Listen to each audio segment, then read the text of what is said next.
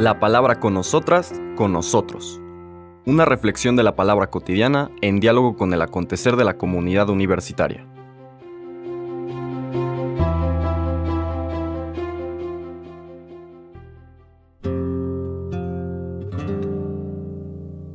Hola, buenos días. Bienvenidas, bienvenidos a la palabra con nosotras, con nosotros.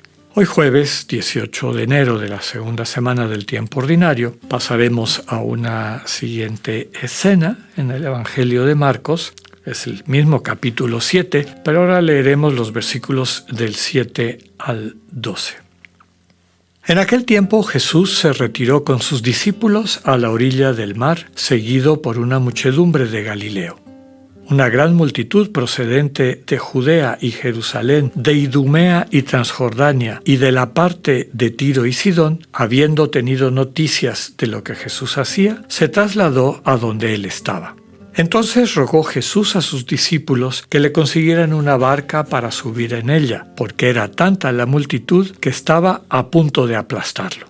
En efecto, Jesús había curado a muchos, de manera que todos los que padecían algún mal se le echaban encima para tocarlo. Cuando los poseídos por espíritus inmundos lo veían, se echaban a sus pies y gritaban: «Tú eres el Hijo de Dios». Pero Jesús les prohibía que lo manifestaran. Palabra del Señor. Bueno,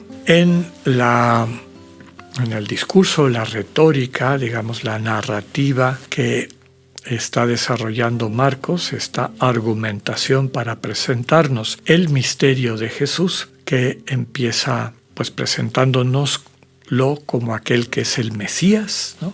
El que comparte esta imagen renovada y desde luego con la implicación de verdadera del Dios vivo.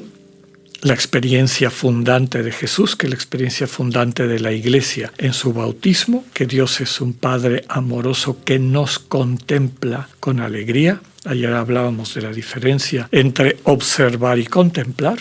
Dios nos contempla y la comunicación que transmite esa contemplación amorosa es lo que permite que el corazón humano crezca, madure y llegue a plenitud. Cuando en vez de eso, las prácticas religiosas llevan a las personas a creer o a fabricarse un ídolo que no es Dios, que no contempla, sino que observa. Y peor todavía, que observa a través de sus intermediarios, quienes creen que tienen la autoridad o que manejan este poder, que se ponen entre Dios y las personas, inclusive se dan a sí mismas y a sí mismos el derecho de juzgar a las demás personas, entre comillas, defendiendo a Dios.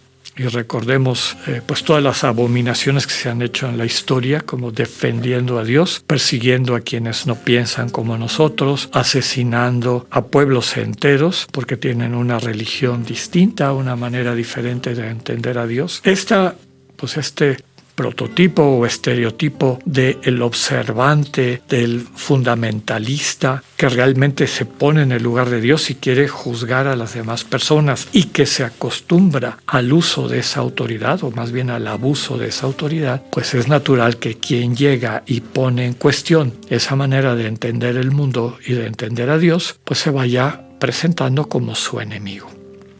Decíamos que el culmen fue la lectura del día de ayer, que al final de este conflicto fuerte en que queda descubierto que tienen el pecado fundamental que denuncia el Antiguo Testamento, es decir, el corazón duro, y tan duro que ni siquiera le permiten a Dios suavizárselo. Y por eso la reacción de Jesús, que era ira y tristeza, rabia, que puede estar encausada a esa dureza de corazón, no necesariamente a la persona en cuanto a criatura de Dios, en cuanto a imagen divina, sino ese dinamismo destructivo que ha echado raíces tan profundas en esas personas que las tiene totalmente sojuzgadas. Y hasta cierto punto también sentir cómo su actitud contribuye a que haya toda una estructura social y por lo tanto también religiosa que va perpetuando esa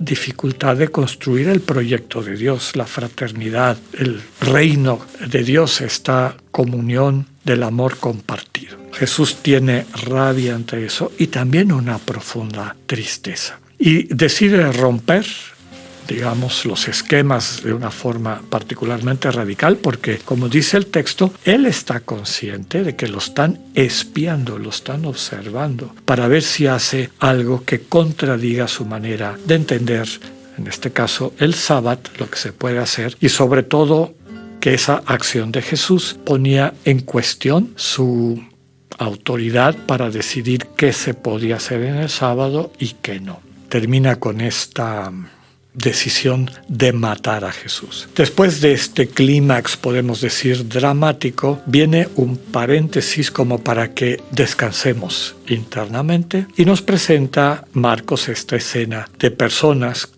multitudes grandísimas, no solamente de Galilea, donde también son muchedumbres quienes siguen a Jesús, sino también de fuera, Judea y Jerusalén, Idumea, Transjordania, Tiro y Sidón. Algunos estudiosos de la Biblia subrayan que son las regiones del reino de David, el pueblo de Dios, diríamos, los que tradicionalmente serían los súbditos del rey mesiánico, del descendiente de David, se están acercando a Jesús, se entusiasman con Jesús. No así las autoridades, ¿verdad? Ayer recordemos que los que se están confabulando para matar a Jesús son fariseos y herodianos, quienes detentan de alguna manera esta especie de autoridad, son la élite civil y la élite religiosa. Pero los habitantes, la gente, no digamos sencilla, el pueblo de Israel en general, está entusiasmado con Jesús, se acerca a Jesús. Dice aquí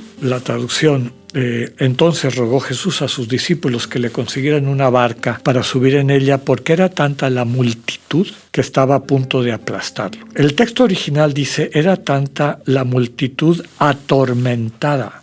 Es decir, la gran mayoría de la gente con el statu quo, tanto político como religioso, vive atormentada. Y en Jesús han descubierto la oportunidad de dejar esa situación y encontrar una nueva manera de vivir, que implica de entenderse a sí mismos y a sí mismas, de entender el entorno, la comunidad, de entender a Dios, de entender pues, el proyecto de Dios finalmente, ¿no? A todas las personas que se acercaban a Jesús, nos dice el texto, la mera presencia del Señor los curaba.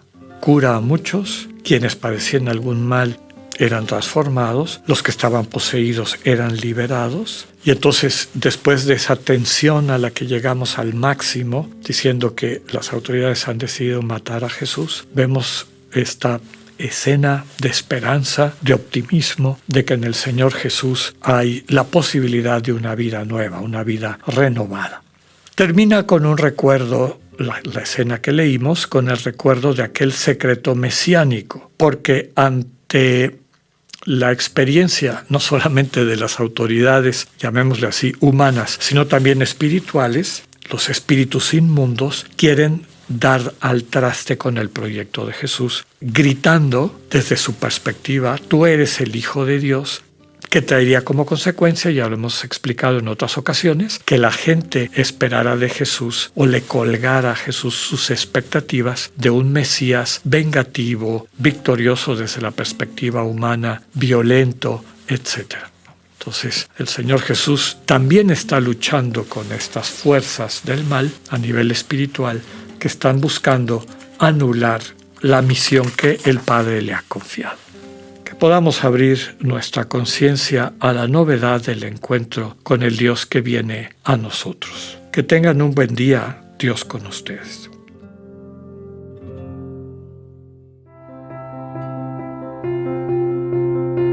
Acabamos de escuchar el mensaje del Padre Alexander Satirka. Escúchalo de lunes a viernes a las 8:45 de la mañana por radioiberoleon.com, a través de nuestra app gratuita para iOS y Android o por Spotify. Esta es una producción de Radio Ibero León en colaboración con el ITESO, Universidad Jesuita de Guadalajara.